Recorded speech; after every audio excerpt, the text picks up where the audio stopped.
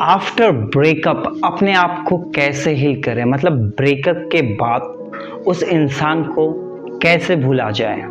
मतलब कई बार ये होता है जब एक लड़का या एक लड़की या किसी का जब डिवोर्स हो जाता है तो मेंटली हम बहुत डिप्रेस हो जाते हैं। मतलब मन में बार बार वही विचार आते हैं, वही वही थॉट्स आते हैं। जब भी हम कहीं बाहर जाओ या हम सेम कोई सीनरी देखें या हम सेम उसी रास्ते से जब गुजरते हैं तो हमको वो विचार, वो इंसान के विचार हमें बहुत डिस्टर्ब करते हैं। तो ऐसे टाइम हमने क्या करना चाहिए, कैसे इस सिचुएशन से बाहर निकलना चाहिए? क्योंकि बहुत लोग हैं जो इस सिचुएशन से बाहर निकलना चाहते हैं, क्योंकि इस सिचुएशन से बाहर निकलना नामुमकिन हो जाता है उस इंसान के लिए, जो भी इंसान उस चीज़ से सफ़र कर रहा हो, जिसका भी ब्रेकअप हो गया हो या डिवोर्स हो गया हो या फैमिली में कोई उसे छोड़ के चले गया हो। तब ये हमारा माइंड बहुत डिस्टर्ब हो जाता है। तो इस डिस्टर्ब माइंड को स्टेबल कैसे किया जाए, और क्या इस डिस्टर्ब माइंड को हम स्टेबल कर सकते हैं? हाँ, हम इस माइंड को स्टेबल कर सकते हैं। हम उस विचारों को, उस इंसान को पूरी तरह भूल सकते हैं। लेकिन मोस्टली होता क्या है, जब भी हमारा किसी का ब्रेकअप बोलो या डिवोर्स या कोई इंसान अचानक हमको छोड़ के चले जाता है तो मोस्टली हम क्या खाली पीली रहते हैं। तो सबसे पहला काम आपको करना पड़ेगा वो अपने आप को बिजी रखो। लेकिन आप बिजी कैसे रखोगे? कई लोगों को सवाल ये होता है, मैं अपने आप को बिजी कैसे रखूं, किस काम में बिजी रखूं? क्योंकि मोस्टली लोग खाली पीली होते हैं। जब हम खाली पीली होते हैं, हमें कोई काम नहीं होता है, तब वो विचार, वो इंसान बार बार हमारे मन में आता है, हमारे आंखों के सामने आता है और हमारा दिन पूरा डिस्टर्ब हो जाता है। दिन बोलो, महीने बोलो, कई लोगों के साल डिस्टर्ब हो जाते हैं, अपना पूरा टाइम वो बर्बाद कर देते हैं। लेकिन ऐसे सिचुएशन में आपको अपने आप को बिजी रखना पड़ेगा। तो सबसे बेस्ट यही है कि आप कोई स्केड्यूल मत बनाओ, क्योंकि स्केड्यूल बनाने में आपको और भी स्ट्रेस बनेगा। मैं ये काम कैसे करूँ, मैं अपना नया स्केड्यूल कैसे बनाऊँ? तो सबसे बेस्ट है कि आप कोई जॉब करना स्टार्ट कर दो, जिस जॉब पे आप ऑल द टाइम बिजी रहोगे।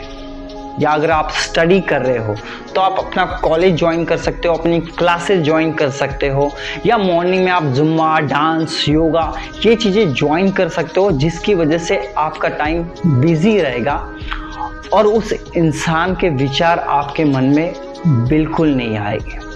और जब हम डांस बोलो या योगा बोलो या जिम बोलो, इस तरह की एक्टिविटी करते हैं, तब हमारा ब्रेन, हमारी बॉडी हमको काफ़ी ज़्यादा सपोर्ट करते हैं ऐसे सिचुएशन से बाहर निकलने के लिए। लेकिन साथ ही साथ अगर आप 8 से 10 घंटे की कहीं पे जॉब भी करते हो तो 8 से 10 घंटे आप उस इंसान को पूरी तरह भूल जाओगे, क्योंकि आपका वक्त काम करने में ही जाएगा। आप अपना वक्त पूरा बिजी कर दोगे। तो ऐसे सिचुएशन में मैं पर्सनली आपको यही सजेस्ट करूंगा कि आप कोई जॉब कर लो, और जॉब के बाद भी अगर आपको लगता है कि नहीं, मैंने अभी अपने आप को और बिजी रखना चाहिए, तो आप क्या कर सकते हो, आप योगा ज्वाइन कर सकते हो या कोई नई एक्टिविटी ज्वाइन कर सकते हो, जिसकी वजह से आप खाली पीली नहीं रहोगे। क्योंकि इंसान जब खाली होता है, जब भी हम फ्री होते हैं, तब इस तरह के नेगेटिव विचार हमारे मन में बार बार आते हैं, और कोई एक बार अगर विचार आ गया तो वो बार बार हम वही सोचते हैं और थिंकिंग में चले जाते हैं।